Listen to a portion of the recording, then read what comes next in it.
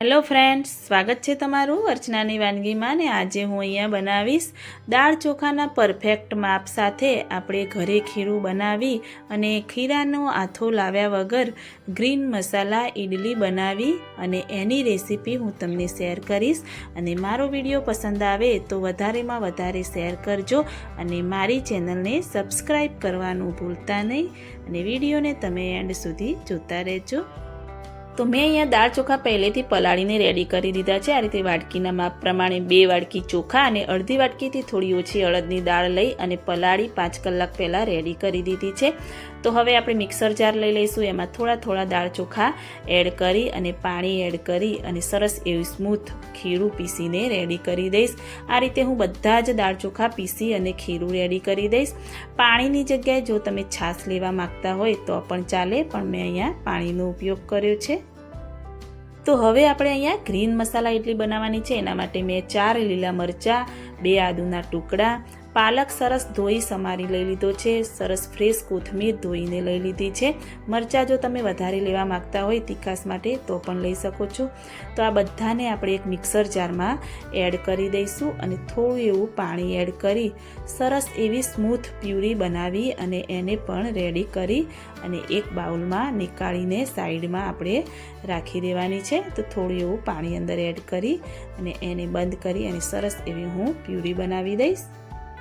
મેં આ રીતે બધા જ દાળ ચોખા પીસી અને આ રીતેનું ખીરું રેડી કરી દીધું છે અને સરસ એવી થિકનેસ આ રીતેની તમારે લાવવાની. તો એમાં આપણે 1/2 ટેબલ સ્પૂન હું અહીંયા ઈનો એડ કરી દઈશ અને 1/2 ટેબલ સ્પૂન જેવું મીઠું એડ કરી દઈશ.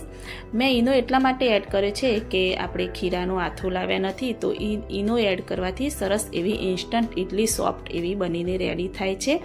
અને હવે આપણે જે ગ્રીન પ્યુરી બનાવી હતી એ થોડી એડ કરી અને ખીરામાં એડ કરીને મિક્સ કરતા રહીશું.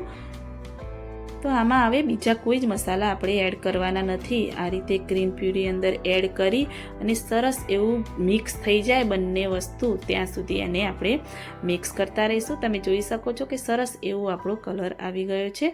તો એને આપણે ઇડલીના કુકરમાં પાથરી દઈશું. તો મેં આ રીતે ઇડલીના શેપવાળી 3 પ્લેટ લઈ લીધી છે અને એમાં તેલ પણ ગ્રીસ કરી અને રેડી કરી દીધી છે.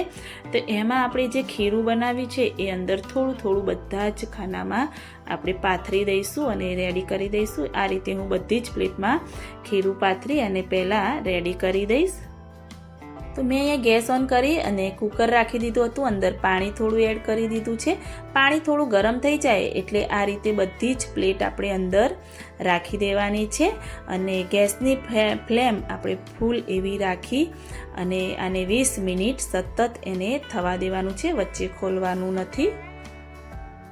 તો મસાલા ઇડલી સાથે ખાવા માટે હું અહીંયા હવે ચટણી બનાવીને રેડી કરીશ. તો કોપરાની ચટણી આપણે બનાવવાની છે. તો મેં લીલું નાળિયેર લઈ અને એને સરસ એવા ટુકડા કરી અને રેડી કર્યા હતા. એ અંદર આપણે એડ કરી દઈશું.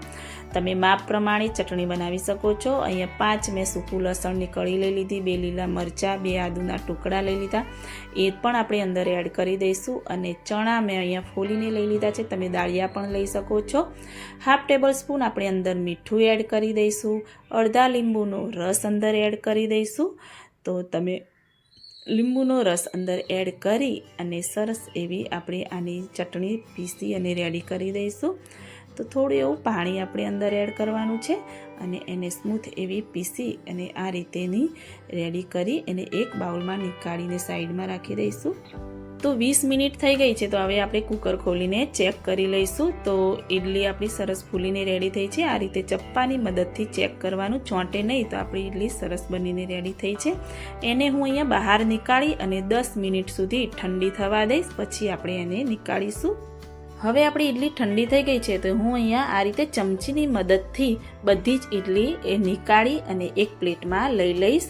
આમ તો ઇડલી આપણે જે ખાતા હોઈએ છીએ સાદી, એ સંભાર સાથે ખાતા હોઈએ છીએ, પણ આ ઇડલી તમને એની સાથે ખાવાની મજા નહીં આવે એટલે મેં અહીંયા કોપરાની ચટણી બનાવી છે. તો આ રીતે બધી જ ઇડલી હું અહીંયા નીકાળી દઈશ. તો સરસ મજાની ટેસ્ટી એવી ગ્રીન મસાલા ઇડલી બનીને રેડી થઈ ગઈ છે। આમ તો આપણે સાદી ઇડલી તો ઘરે ખાતા જોઈએ છીએ, બનાવતા જોઈએ છીએ, પણ તમે આ રીતે મસાલા ઇડલી બનાવીને ઘરે ચોક્કસથી ટ્રાય કરો અને મને કમેન્ટમાં જરૂરથી બતાવો કે કેવી બની છે। અને મારી રેસીપી સારી લાગી હોય તો મારી ચેનલને લાઈક, શેર, કમેન્ટ કરવાનું ભૂલતા નહીં। મળીએ કોઈ એક નવી રેસીપી સાથે, ત્યાં સુધી બાય બાય।